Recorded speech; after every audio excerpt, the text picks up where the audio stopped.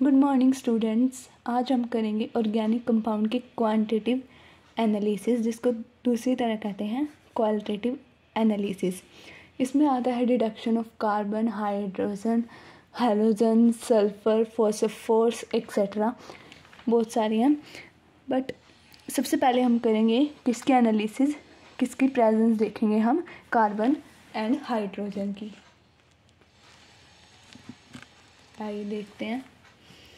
इसका प्रिंसिपल कहता है कि जो प्रेजेंस होती है कार्बन और हाइड्रोजन के ऑर्गेनिक कंपाउंड को, उसको कैसे ही डिटेक्ट किया जाता है। प्रिंसिपल क्या कहता है इसका, presence of carbon and hydrogen is detected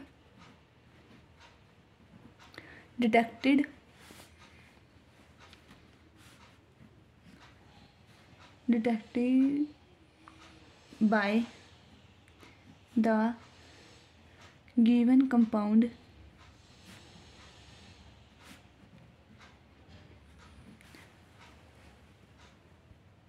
with dry, given compound जो होता है heating with dry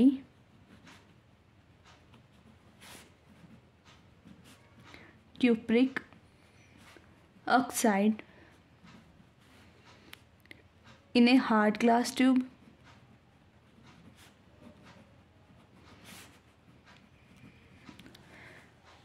when carbon present is oxidized to carbon oxide। अगर कार्बन प्रेजेंट होगा तो वो कार्बन ऑक्साइड में ऑक्सीडाइज हो जाएगा। अगर हाइड्रोजन हमारे पास प्रेजेंट होगा तो वो H2 में ऑक्सीडाइज हो जाएगा। आइए देखते हैं।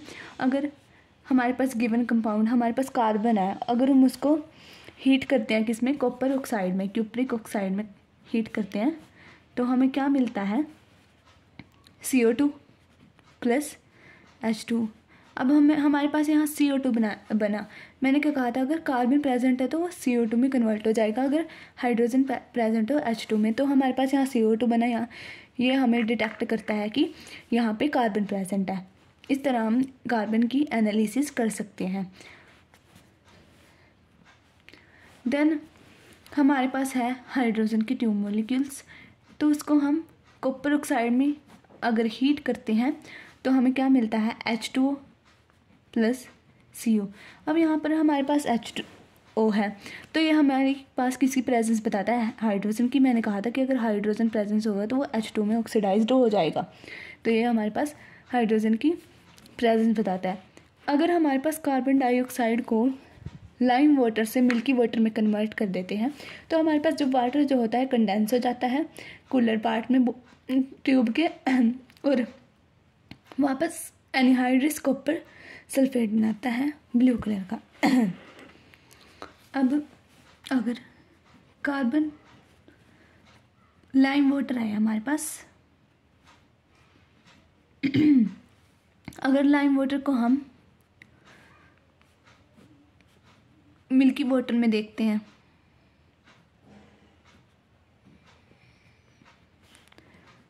तो हमारे पास ये बनता है। ओके, अगर कॉपर सल्फेट जो होता है वाइट कलर का, उसमें 5 मॉलिक्यूल्स ऐड करते हैं वाटर के,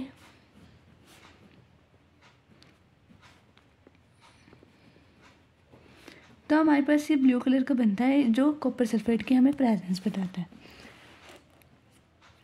बट इसका एक्चुअल प्रोसीजर भी है, वो इतना इम्पोर्टेंट नहीं है, तो हम आगे करेंगे।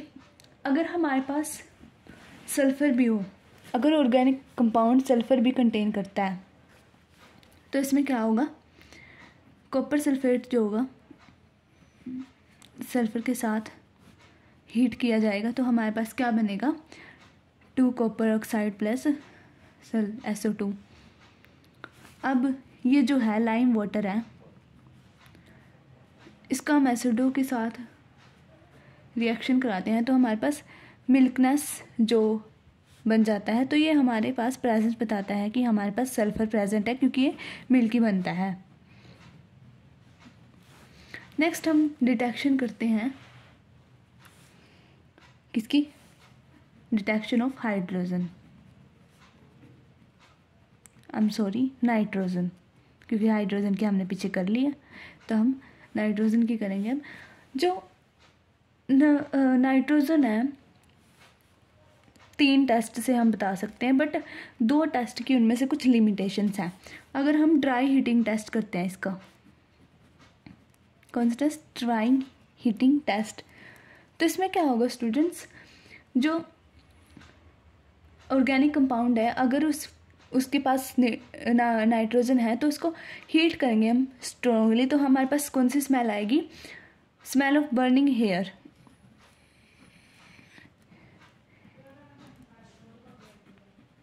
तो ये हमारे पास बताएगी किसकी प्रेजेंस ऑफ नाइट्रोजन, ये इसकी हमारे पास नाइट्रोजन की प्रेजेंस बता देगी। बट इसकी लिमिटेशन है, तो इसके लिए हम दूसरे टेस्ट यूज़ करते हैं, क्योंकि इसमें लिमिटेशन है। लिमिटेशंस क्या है कि जो रिलायबल कंपाउंड्स होते हैं नाइट्रोजन नहीं कंटेन करते, मतलब दूसरी तरह कंपाउंड होते हैं, तो फिर ये उस टेस्ट से नहीं पहचान पाएंगे हमारे पास। तो फिर नेक्स्ट टेस्ट है हमारे पास सोडा लाइम टेस्ट। अब इसमें क्या होता है, ऑर्गेनिक कंपाउंड का जो होता है हीट किया जाता है ड्राई टेस्ट ट्यूब के साथ, हीट किया जाता है किसके साथ, NOH प्लस CaO, तो हमारे पास क्या बनता है 2NH3। अब इसमें क्या होता है, एक सोडा लाइम टेस्ट है, NOHCOA के साथ इसको ऑर्गेनिक कंपाउंड को हीट किया जाता है, तो हमारे पास क्या बनता है 2NH3 और Na2CO3। तो इसमें क्या होता है, हमारे पास स्मेल आती है किसकी, इनरिलायबल नहीं है, क्योंकि इसमें नाइट्रोजन जो होते हैं इन फॉर्म्स में होते हैं कई बार NO2 लाइक NON, तो ये ग्रुप्स जो होते हैं इसमें नहीं हम डिटेक्ट कर पाएंगे नाइट्रोजन को, तो इसके लिए दूसरा टेस्ट बनेगा हमारे पास लेजेंगे टेस्ट। अब इस टेस्ट में क्या होता है, ये मोस्ट रिलायबल है नाइट्रोजन सल्फर हैलोजन का डिटेक्शन करने के लिए। इसमें टेस्ट में क्या होता है, ऑर्गेनिक कंपाउंड को आयनिक फॉर्म में कन्वर्ट किया जाता है ताकि वो फ्यूज़ हो सके कंपाउंड के साथ और सोडियम मेटल के साथ। इसकी प्रिपरेशन देख लेते हैं। सोडियम से नाइट्रोजन के लिए टेस्ट की प्रिपरेशन कैसे होती है, ये सिर्फ नाइट्रोजन के लिए है, हैलोजन्स वगैरह के लिए हम दूसरी प्रिपरेशन तैयार करेंगे। तो इसमें क्या होता है, फ्रेशली कट सोडियम के पीस को हीट किया जाता है किसमें, सोडियम फ्यूज़न ट्यूब में, जब तक ये शाइनिंग ग्लोब्यूल नहीं बन जाती। जो देन क्या होता है, ट्यूब को रिमूव किया जाता है फ्लेम में से, और फिर small amount of organic compound को इस ट्यूब में हीट किया जाता है जब तक ये रेड हॉट नहीं बन जाती।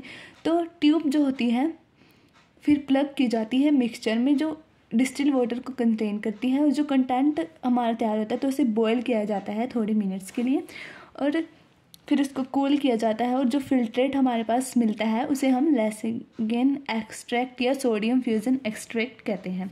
तो इसलिए इसकी प्रिपरेशन होती है। अब इसका टेस्ट कैसे होते हैं देख लेते हैं।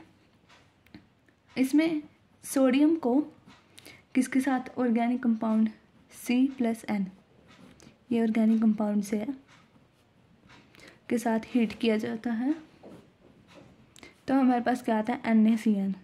देन NaCN को किस में हीट किया जाता है, फेरस सल्फेट में। NaCN को रिएक्ट कराया जाता है फेरस सल्फेट के साथ, ऐड किया जाता है इसको।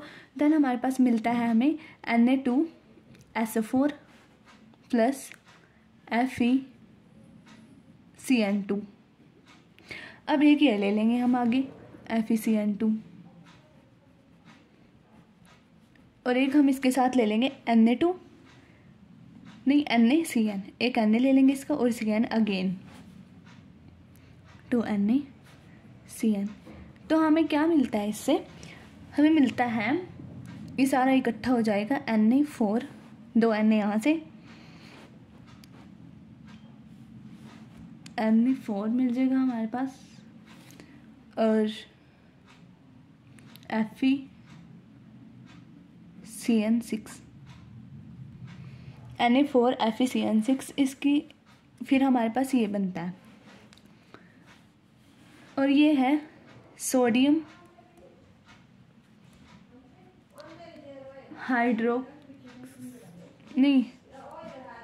हेक्सा साइनोफेरेट।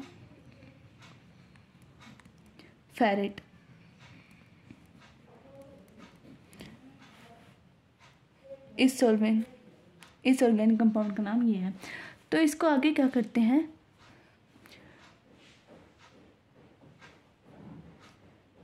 3Na4 FeCN6 को अब किसके साथ रिएक्ट कराते हैं, 4Fe3 पॉजिटिव। तो हमारे पास क्या बनता है यहाँ, Fe4 FeCN6 plus 12Na positive. Then ये क्या बनता है हमारे पास, आयरन हेक्सा साइनोफेरेट, और कौन सा कलर बनता है हमारे पास, प्रूशियन ब्लू।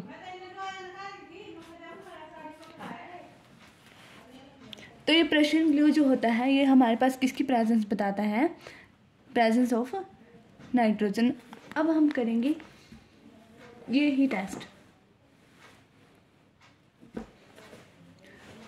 अगर हमारे पास इसमें सल्फर भी प्रेजेंट हो, C+N+S, तो हम इसको हीट करते हैं तो हमें क्या मिलता है, NaCN+S। देन Fe3 पॉजिटिव के साथ अगेन जैसे इसमें हुआ था, Fe3 पॉजिटिव के साथ इसको हीट किया जाता है, NaCN+S को, तो हमें क्या मिलता है, FeCSN3 प्लस 3Na पॉजिटिव। अब हैलोजन की डिटेक्शन में क्या होता है, लैसेगन एक्सट्रैक्ट टेस्ट किया जाता है। उसकी प्रिपरेशन क्या होती है, ऑर्गेनिक कंपाउंड के एक्सपेंज को फ्यूज़ किया जाता है small piece of freshly cut sodium में। तो फ्यूज़न ट्यूब को प्रिपेयर करने के लिए क्या, सोडियम फ्यूज़न एक्सट्रैक्ट जैसे कि नाइट्रोजन में हुआ था, डिस्क्राइब मैनर अंडर नाइट्रोजन। अब हैलोजन को क्या किया जाता है, Na के साथ फ्यूज़ किया जाता है सोडियम हैलाइड बनाने के लिए। तो फिर NaCl Na को हैलोजन के साथ रिएक्ट करके सोडियम हैलाइड बनता है। तो फिर इसके साथ Cl लगेगा, Br लगेगा, आयोडीन ये लगेंगे। तो एक एक करके हम सब लगाते देते हैं। तो NaCl को अगर AgNO3 के साथ रिएक्ट करते हैं तो हमारे पास AgCl बनता है। तो वाइट PPT बनता है जिसमें Cl की प्रेजेंस बताता है। तो अगर Br हो तो Br में क्या होता है, AgBr बनता है जिसमें पेल येलो PPT बनता है जो किसकी प्रेजेंस बताता है, Br की प्रेजेंस। अगर हमारे पास येलो PPT बनता है तो वो आयोडीन की प्रेजेंस बताता है। दैट्स इट, ये डिटेक्शन ऑफ हैलोजेंस थी। अब डिटेक्शन ऑफ फोस्फोर्स में क्या होता है, हमें ऑर्गेनिक कंपाउंड को Na2O2 के साथ रिएक्ट कराते हैं in the presence of heat. तो इसमें क्या बनता है हमारे पास, 2Na3PO4। ये जो होता है हमारे पास फोस्फोर्स बन जाता है, सोडियम फोस्फेट बन जाता है। ये फोस्फोर्स हमारे पास सोडियम फोस्फेट बन जाता है एंड ये 2Na2O।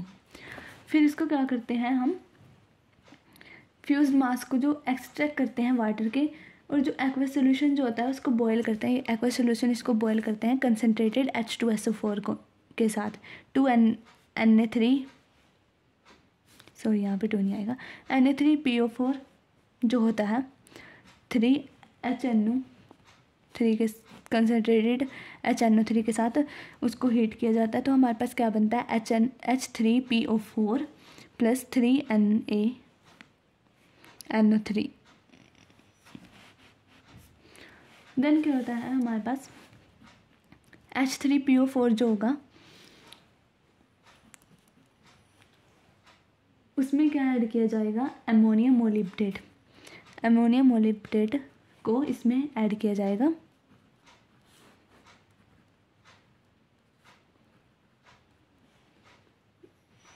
मोलिब्डेट को ऐड करके तो हमारे पास क्या बनेगा, सॉरी, इसमें एक और ऐड किया जाएगा 21HN3। तो इसको हीट किया जाएगा, हमारे पास बन जाएगा एक NH4 3PO4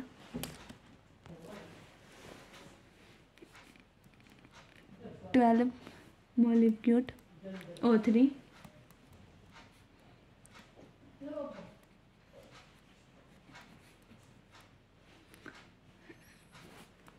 तो ये हमारे पास किस कलर का बनेगा, येलो PPT बन जाएगा, जो प्रेजेंस बताएगा किसकी, येलो PPT किसके पास प्रेजेंस बता देगा हमें फोस्फोरस की। ये हमारे पास क्वालिटेटिव एनालिसिस थी और नेक्स्ट लेक्चर में हम करेंगे quantitative analysis. Today we do qualitative analysis. इसमें क्या होता है, कार्बन एंड हाइड्रोजन का करेंगे सबसे पहले, जैसे पीछे किया था हमने कि क्वांटिटेटिव एनालिसिस में, क्वालिटेटिव एनालिसिस में जैसे हमने किया था। In today's lecture we do quantitative analysis. हमने पीछे पढ़ा था क्वालिटेटिव एनालिसिस, आज हम करेंगे क्वांटिटेटिव एनालिसिस। ये N है। इसमें क्या होता है, सबसे पहले हम करेंगे कार्बन एंड हाइड्रोजन की। जैसे क्वांटिटेटिव एनालिसिस क्वालिटेटिव में था, वैसे ही क्वांटिटेटिव में कार्बन जो होता है CO2 में कन्वर्ट हो जाता है, हाइड्रोजन H2O में कन्वर्ट हो जाता है। फिर क्या होता है, उसके बाद हम देखते हैं जो 44 ग्राम CO2 है, 44 ग्राम CO2 है, 12 ग्राम कार्बन कंटेन करती है। और अगर हमारे पास 1 ग्राम CO2 है तो वो कितने करेगी कंटेन, हम कैसे लिखेंगे 12/24। ऐसे ही अगर हमारे पास उसमें वेट भी हो 1 ग्राम विद वेट, तो उसे ऐसे लिखेंगे हम, यहाँ पे सैंपल का रेट आ जाएगा। और फिर हम इसकी परसेंटेज निकालने के लिए क्या करेंगे, एग्जैक्ट फॉर्मूला हमारा क्या होगा, multiply mass of CO2 formed mass of substance taken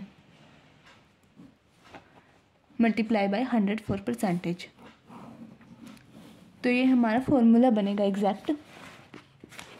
तो इसमें क्या होगा आगे, इसे हम अपने कार्बन की परसेंटेज निकाल सकते हैं। नेक्स्ट देखते हैं हाइड्रोजन की कैसे निकालते हैं हम परसेंटेज। उसके लिए क्या करेंगे, हम जो 18 ग्राम H2 है कंटेन करती है 2 ग्राम हाइड्रोजन। अगर हमारे पास 1 ग्राम H2O हो तो वो कितने करेगी कंटेन हाइड्रोजन, तो उसे हम कैसे लिख सकते हैं 18/2, सॉरी 2/18। और अगर वो मास परसेंटेज निकालेंगे हम उसकी 2/18 mass of H2O formed and mass of substance taken, then multiply by 100। इससे हम किसकी परसेंट निकाल सकते हैं, हाइड्रोजन की। अब इस पर एक न्यूमेरिकल कर लेते हैं हम।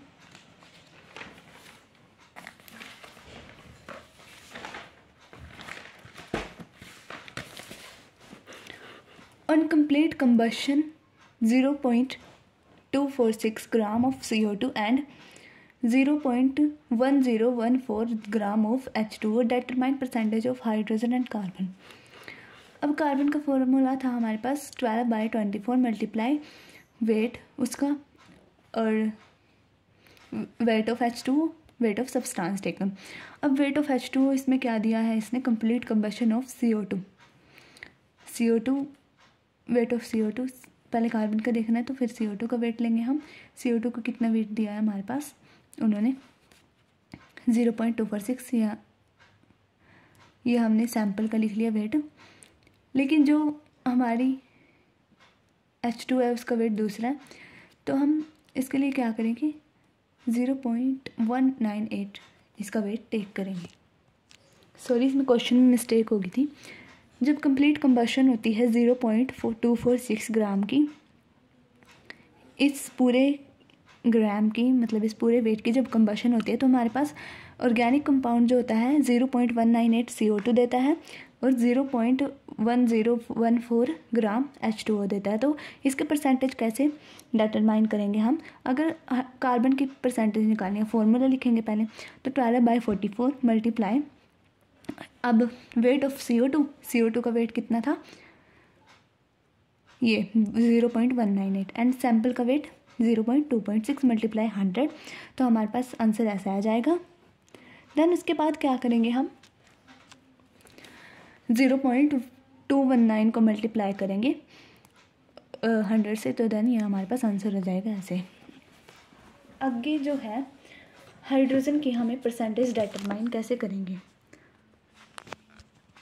पहले आप खुद निकालने की ट्राई करेंगे फिर बाद में इसको देखेंगे। अब 1 मोल ऑफ H2O जो है कंटेन करता है हाइड्रोजन, जैसे कि मैंने फॉर्मूले में पहले ही बता दिया था आपको, फॉर्मूला लिखना है।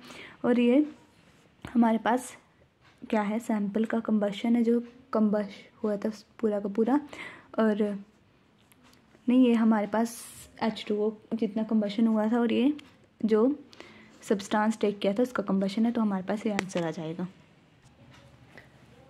इसमें एस्टिमेशन ऑफ नाइट्रोजन होते हैं। अगर हम नाइट्रोजन को ऑक्सीडाइज करते हैं मतलब कॉपर ऑक्साइड के साथ,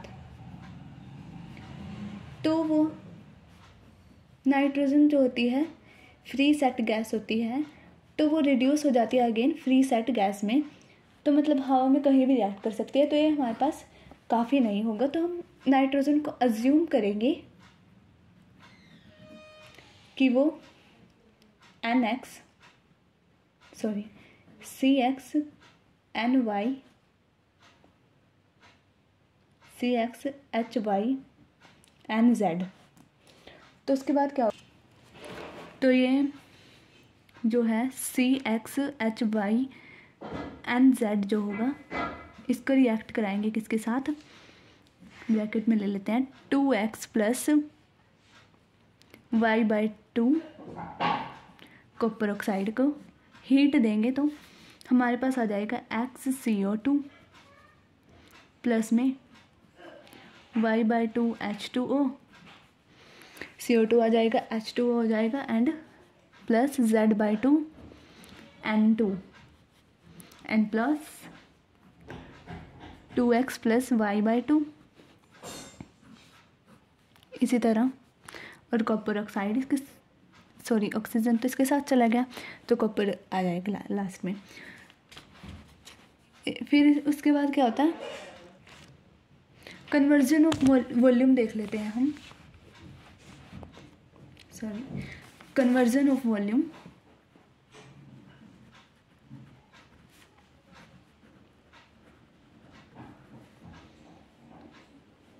कन्वर्जन ऑफ वॉल्यूम किस तरह होगी, एक तो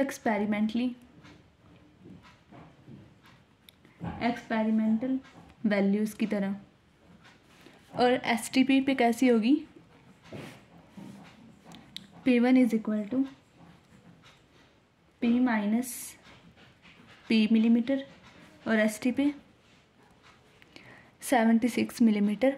ये वैल्यू हमारे पास फिक्स है, लेकिन ये P - P मिलीमीटर ये खुद से लिया।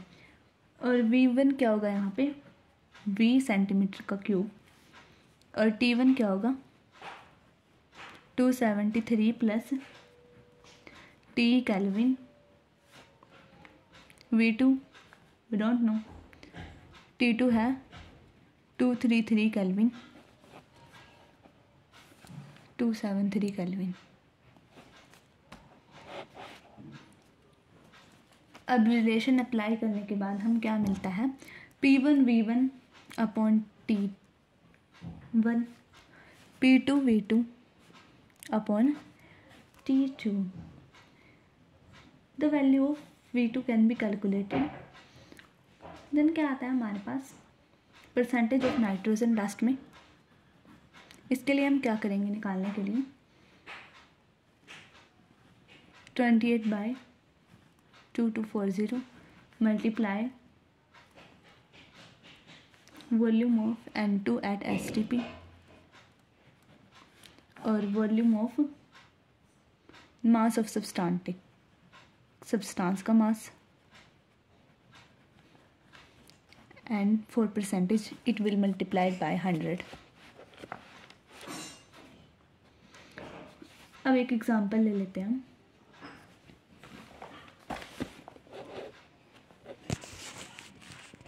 ड्यूमेस मेथड में जो एस्टिमेशन की है नाइट्रोजन की, तो 0.3 ग्राम ऑफ ऑर्गेनिक कंपाउंड जो होता है 50 ml ऑफ N2 गैस देता है, और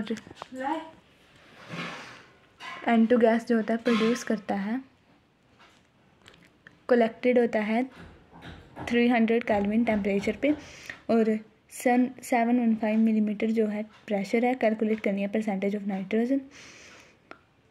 अब इसके लिए हमारे पास फॉर्मूला यही था, P1V1 T2।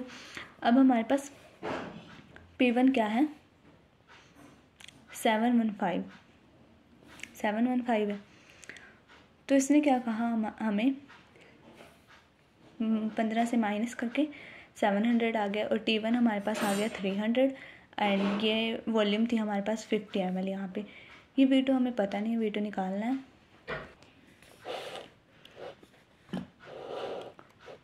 Next value put करेंगे, हमारे पास आंसर आ जाएगा 41.9 ml। नेक्स्ट आता है जडाहल्स मेथड। इसमें ऑर्गेनिक कंपाउंड का कंसनट्रेटेड H2SO4 के साथ रिएक्ट किया जाता है, तो हमारे पास ये आता है। देन SO4 होगा 1 के साथ लॉन्ग नेट फ्लास्क में, जिसे जेडाल फ्लास्क कहते हैं, उसको रिएक्शन की जाएगी उसके साथ, और रिजल्ट आएगा हमारे पास nitrogen present in the organic compound H2SO4 के साथ। देन HO4, और ये NHO4 बताएगा कि इसमें नाइट्रोजन प्रेजेंट है। प्रेजेंट ऑफ नाइट्रोजन हमें कैसे डिटरमाइन करनी है, 14 मल्टीप्लाई